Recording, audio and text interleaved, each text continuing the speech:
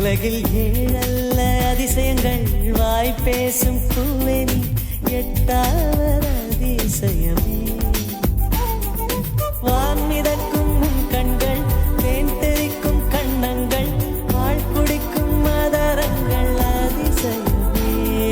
நங்கை கொண்ட வீரல்கள் அதிசயமே நகம் என்ற கிரீடம்